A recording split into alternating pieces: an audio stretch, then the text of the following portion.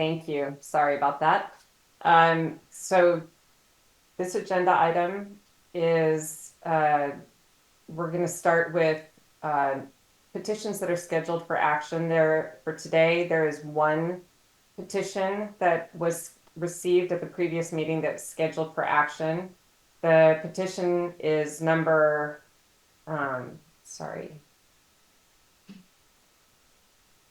petition number 2024-10, request to amend recreational fishing regulations to add use of a hookah and airlift system to collect urchins, and to amend petition 2023-23 MPA to use this method as well. That's in your meeting materials. And so I'll just focus on that part right now, that I would note that the department and commission talked about this. The recommendation is to refer the petition for review to commission staff working with the department for recommendation, rather than taking action today.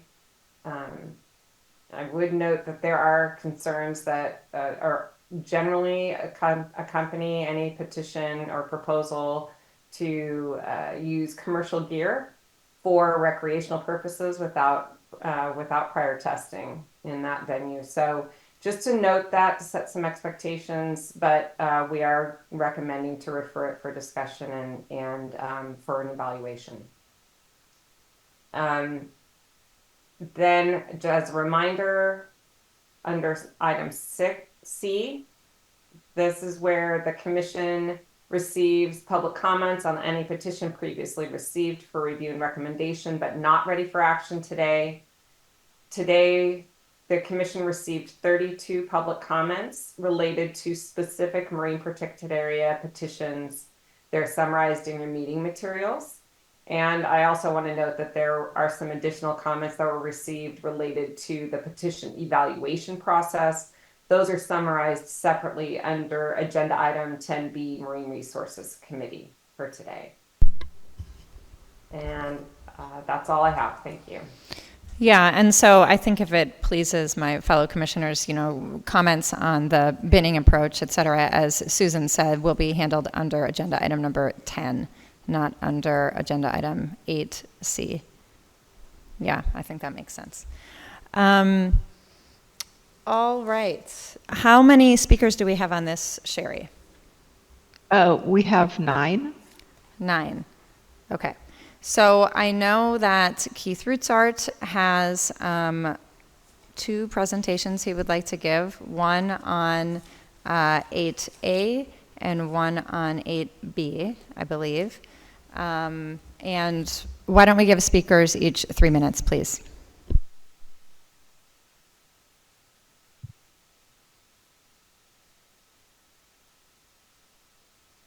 Good morning, still. The presentation to come up. AGB, can you pull up Keith Rootsaert's first PowerPoint presentation? Good. So, good morning. Keith Rootsaert, founder of the Giant Kelp Restoration Project. I want to talk to you about this airlift system that we want to use as recreational activity, because it's very efficient to use this method. Next slide, please.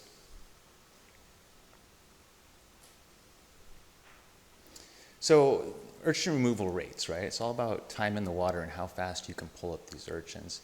When we remove them by hand, we can get about 375 urchins per hour on average. And by culling them with a little hammer, we can pull up 662 urchins per hour. But with the airlift system, we can take up 18,500 urchins per hour. So just exponentially more urchins removed in the amount of time underwater. Next slide, please. So this is a DIY project. I made this in my barn, right? It was available materials. I got it Tap Plastics.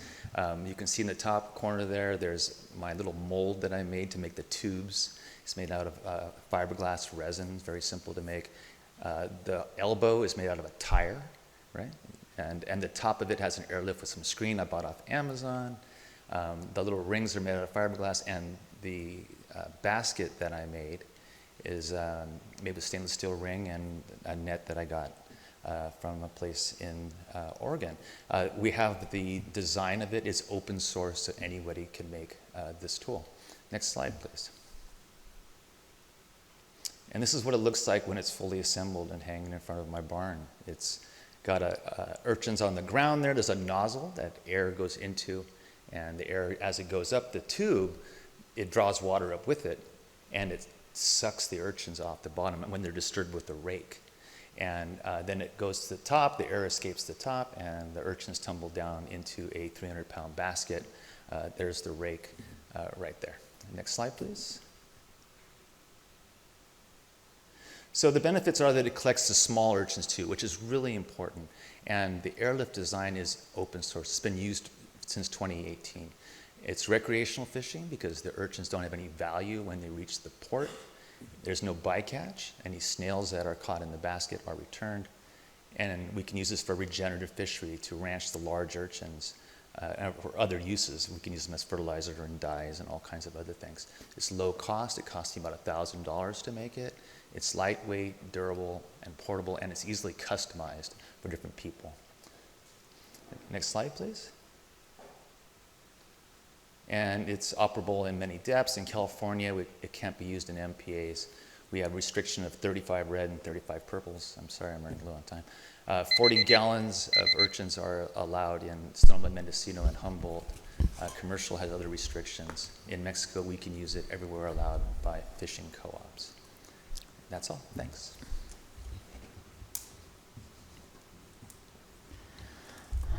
All right, and then Keith, you have another presentation as well. We might as well do that too. Yeah. So Okay. that was under 8A. That's under 8A. And now you have a presentation under 8B. 8B. Great. You. Okay.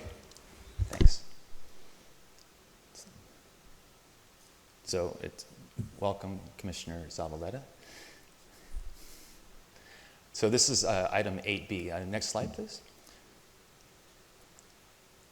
So there's two petitions that I have. The first one is 2410, which is to allow the airlift, and 2412, which is to allow recreational take of purple and red urchins, except in MPAs, in 10 coastal counties with all methods. Next slide, please. So the California population is basically centered around the Bay Area, the Central Valley, Los Angeles, and San Diego. The next slide, please.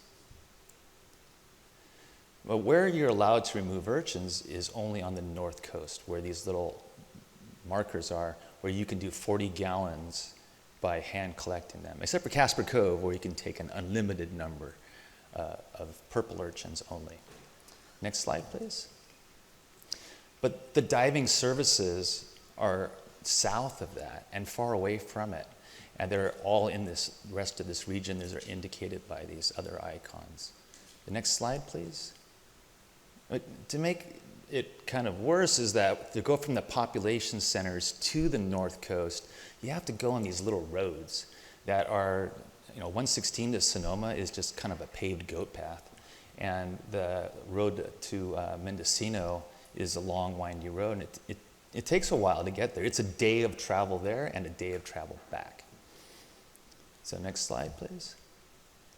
And the result of that is that at Casper Cove, where urchin culling was allowed, there was 352 dives done in 5 years, where people are more familiar and where they can get in Monterey, 1,529 dives were done in less than 3 years. So it's a lot more effort can be sustained in these areas. Next slide, please. So we want to add more coastal counties. Right now, you can only remove urchins in Humboldt, Mendocino, and Sonoma. We want to add 7 more coastal counties: Marin, San Francisco, San Mateo, Santa Cruz, Monterey, San Luis Obispo, and Santa Barbara. Next slide, please. So we want to take unlimited numbers of both purple and red urchins because both species are super abundant. A red will eat more kelp than a purple. And a red will hide during the day, and that's why people don't really see them. And they move a lot faster. and they form feed lines, and they gang tackle kelp. They have this aggressive behavior that they exhibit. Next slide, please. And just a reminder, the methods. It's so much more efficient to use better methods, and that's the best way to remove a lot of urchins. Next slide. I think I'm done. Yes. Thank you very much. Thanks, Keith. Sherry, who's our next speaker? Will Chris Lewis and Dave Rudy please approach the podium in the room? Dave, I think you're up next.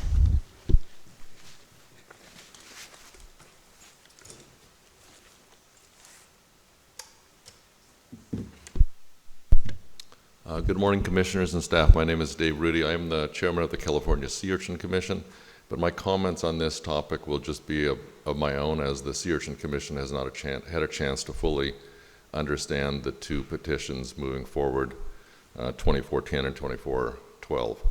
Anyway, my concern is that by allowing the sport take of sea urchins to enter the commercial market, it kind of opens a door for other sport caught fish to go into the commercial market, and I have a concern about that.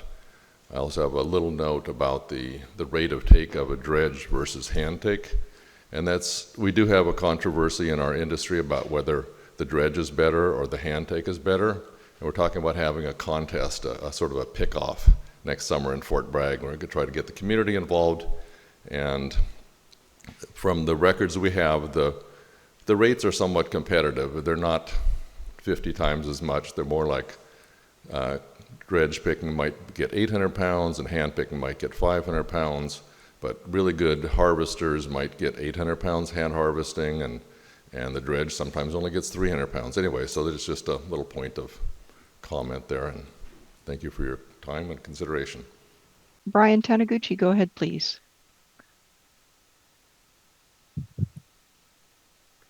Good afternoon, President Murray and Commissioners. Can you hear me? Yes, go ahead. My name is Brian Taniguchi, and I support efforts to restore and maintain kelp forests. I was involved with the G2KR efforts at Tankers Reef. That project demonstrated how the kelp forest could be restored by reducing the population of sea urchins. The methodology employed there was effective, but from my personal experience, I can attest that culling urchins in situ with hammers is labor intensive. While this method could be implemented wherever there is easy access and an active population of divers, it probably is not a practical solution for managing the overpopulation of urchins throughout the expansive California coastline. I understand the Commission's concerns about the use of commercial equipment in a recreational situation, but with appropriate and responsible training, I believe the Airlift system proposed by G2KR would provide a more efficient way to help control sea urchin populations over broader areas. Please support this amendment to petition 2024-10 and allow this alternative methodology to help maintain more of California's kelp forests and provide them the time to adapt to changing climatic conditions. I also support petition 2024-12. Thank you for providing the opportunity for me to comment. Commissioners, any thoughts on, we do have one petition that we're going to act on today, or we're slated to act on today, which is 2024-10, one of Keith Rootsaert's petitions. Any comments or questions on that or any other comment that we heard today? I know that we're slated, or the recommendation is to refer 2024-10 to the department. I just want to make sure I understand this. So this is it's a commercial tool that's being used not widely in the commercial industry for urchin, and this is a request to make a recreational regulatory change, and so that alone is highly unusual. And so I just wanted to sort of flag that as something that seems quite unusual to be considering in a petition. I understand the recommendation is to refer it, but I guess I just wanted to put it out there as something that seems like a unusual action that we might take to approve of a petition like this down the road. And I wondered if there was anything that Dr. Schuman you wanted to add related to this petition at all. Thank you, President Murray. So we have not fully reviewed the petition because it's still with the commission, but I would agree with you that doing a regulatory change with a commercial gear type, we probably have a number of questions, potential concerns with that. Okay. Thanks, Dr. Schuman. Hearing nothing else from my fellow commissioners, then would somebody like to make a motion? I'll make the motion, I think. Hold on, it was there.